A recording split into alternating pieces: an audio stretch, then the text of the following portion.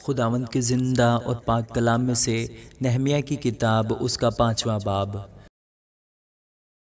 پھر لوگوں اور ان کی بیویوں کی طرف سے ان کے یہودی بھائیوں پر بڑی شکایت ہوئی، کیونکہ کئی ایسے تھے جو کہتے تھے کہ ہم اور ہمارے بیٹے بیٹیاں بہت ہیں، سو ہم اناج لے لیں تاکہ کھا کر جیتے رہیں، اور بعض ایسے بھی تھے جو کہتے تھے کہ ہم اپنے کھیتوں اور انگورستانوں اور مکانوں کو گرو رکھتے ہیں تاکہ ہم کال میں اناج لے لیں، اور کتنے کہتے تھے کہ ہم نے اپنے کھیتوں اور انگورستانوں پر بادشاہ کے خراج کے لیے روپیہ قرض لیا ہے، پر ہمارے جسم تو ہمارے بھائیوں کے جسم کی طرح ہیں، اور ہمارے بال بچے ایسے ہیں جیسے ان کے بال بچے،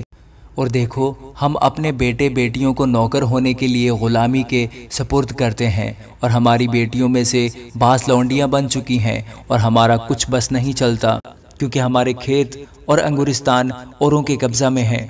جب میں نے ان کی فریاد اور یہ باتیں سنی تو میں بہت غصہ ہوا، اور میں نے اپنے دل میں سوچا اور امیروں اور حاکموں کو ملامت کر کے ان سے کہا، تم میں سے ہر ایک اپنے بھائی سے سود لیتا ہے، اور میں نے ایک بڑی جماعت کو ان کے خلاف جمع کیا، اور میں نے ان سے کہا، ہم نے اپنے مقدور کے موافق اپنے یہودی بھائیوں کو جو اور قوموں کے ہاتھ بیچ دیے گئے تھے دام دے کر چھڑایا، سو کیا تم اپنے ہی بھائیوں کو بیچو گے، اور کیا وہ ہمارے ہی ہاتھ میں بیچے جائیں گے؟ تب وہ چپ رہے اور ان کو کچھ جواب نہ سوچا، اور میں نے یہ بھی کہا کہ یہ کام جو تم کرتے ہو ٹھیک نہیں۔ کیا اور قوموں کی ملامت کے سبب سے جو ہماری دشمن ہے تم کو خدا کے خوف میں چلنا لازم نہیں؟ میں بھی اور میرے بھائی اور میرے نوکر بھی ان کو روپیہ اور غلہ سود پر دیتے ہیں، پر میں تمہاری منت کرتا ہوں کہ ہم سب سود لینا چھوڑ دیں۔ میں تمہاری منت کرتا ہوں کہ آج ہی کے دن ان کے کھیتوں اور انگورستانوں اور زیتون کے باغوں اور گھروں کو اور اس روپے اور اناج اور میں اور تیل کے 100ویں حصہ کو جو تم ان سے جبراً لیتے ہو ان کو واپس کر دو۔ تب انہوں نے کہا، ہم ان کو واپس کر دیں گے اور ان سے کچھ نہ مانگیں گے، جیسا تو کہتا ہے ہم ویسا ہی کریں گے۔ پھر میں نے کاہنوں کو بلایا اور ان سے قسم لی کہ وہ اسی وعدے کے مطابق کریں گے۔ پھر میں نے اپنا دامن جھاڑا اور کہا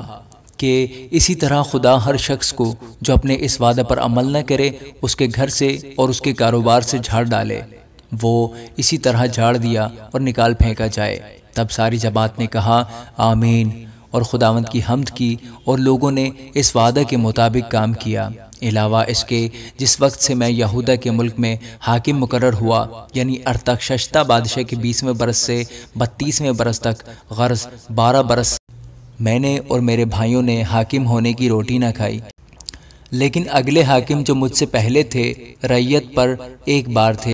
اور علاوہ 40 مسکال چاندی کی روٹی اور میں ان سے لیتے تھے، بلکہ ان کے نوکر بھی لوگوں پر حکومت جتاتے تھے، لیکن میں نے خداوند کے خوف کے سبب سے ایسا نہ کیا، بلکہ میں اس شہر پناہ کے کام میں برابر مشغول رہا، اور ہم نے کچھ زمین بھی نہیں خریدی، اور میرے سب نوکر وہاں کام کے لیے اکٹھے رہتے تھے۔ اس کے سوا ان لوگوں کے علاوہ جو ہمارے آس پاس کی قوموں میں سے ہمارے پاس آتے تھے، یہودیوں اور سرداروں میں سے 150 آدمی میرے دسترخوان پر ہوتے تھے، اور ایک بیل اور 6 موٹی موٹی بھیڑیں ایک دن کے لیے تیار ہوتی تھیں، مرغیاں بھی میرے لیے تیار کی جاتی تھیں، اور 10 دن کے بعد ہر قسم کی مے کا ذخیرہ تیار ہوتا تھا۔ باوجود اس سب کے میں نے حاکم ہونے کی روٹی طلب نہ کی، کیونکہ ان لوگوں پر غلامی گراں تھی۔ اے میرے خدا، جو کچھ میں نے ان لوگوں کے لیے کیا ہے اسے تو میرے حق میں بھلائی کے لیے یاد رکھ۔ آمین۔